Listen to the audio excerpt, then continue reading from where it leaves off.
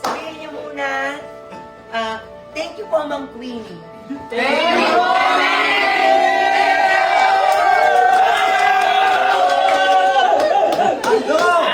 At saka hindi kasi nagpakilala yung nagbigay nito ng $100. Sa inyo to, i-divide. Okay, i-divide. So, matotal, yung laman nito, actually is dollars.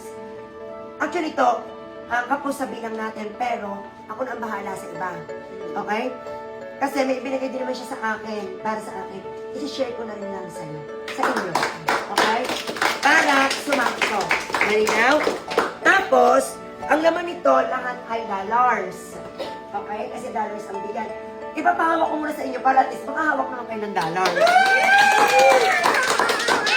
Pero, ibabalik nyo sa akin, papapalitan nyo na sa akin. Dapat 300, 290 something yan. Pero, ang ibibigay ko sa inyo ay 500. Okay? Dahil noong $100 na i-divide din sa inyo, dapat, yun. Kung kulang man, hindi ako ang bahala. Oh?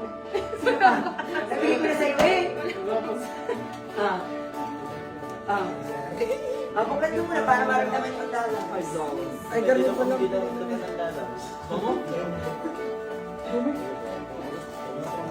Ay, wala ko pa dito puso. Kasi ito ay sa pinat niya. Labas eh! Kaway-kaway! Go, ikaw yung ganyan. Ay,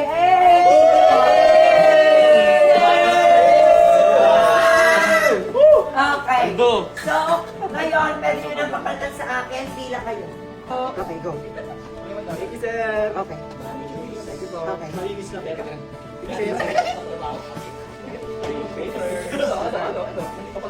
Oy, sobre? Ba't sobre, anak? Yeah. Ay, pero pwede hindi papalitan. Gusto nyo ba? Palagay sa inyong wallet? Pwede. Magiging. Ano mo na? Para may remembrance kayo. Okay. Tapos, anak, Jed. Ito, bigay ko sa'yo. Okay? Kasi bago pa lang siya, ipagpatuloy ang pagiging mabuting tao, ipagpatuloy ang pagiging mabait, kasi sinusuklian ng Panginoon ang pagiging mabuting. Malinaw po? Huwag mapapagod na magmahal, huwag mapapagod makisama, lagi niyong pag-aralan na magpatawad, lagi niyong isipin, ang putukan ay sa gitna lang ng gera. Pero kapag nag-ceasefire, tapos na ang putukan. Ang ibig sabihin, kapag na on operation, gera yon. Ibig sabihin, pwede kayong, kung magkaroon ng konting sama ng loob, nakasigaw, sorry. Pero after that, ceasefire. That's part of the job. Okay?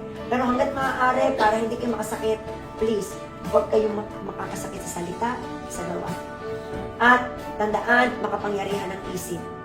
Kung ano ang itinatakbo ng isip, siya ang ibubuka ng bibig at siyang mararamdaman. Kaya kapag ang takbo ng isip ay ginawa niyong positive, ang lalabas sa inyong bibig ay maganda at ang ang laman ng inyong puso ay lagi ng maayos. So makakapagtrabaho kayo ng maayos kapag ganyan ang takbo. Malinaw po? I love you all. Okay, tara pa ka na ba?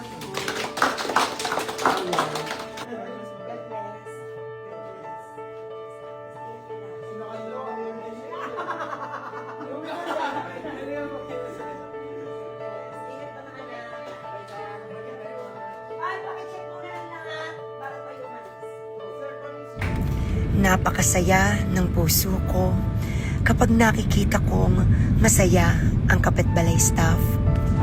Kaya naman, sa mga simpleng paraan ay sinisikap kong mapawi ang kanilang pagod sa maghapong trabaho.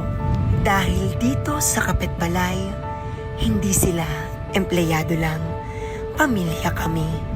Thank you for watching. Please like, share, and follow.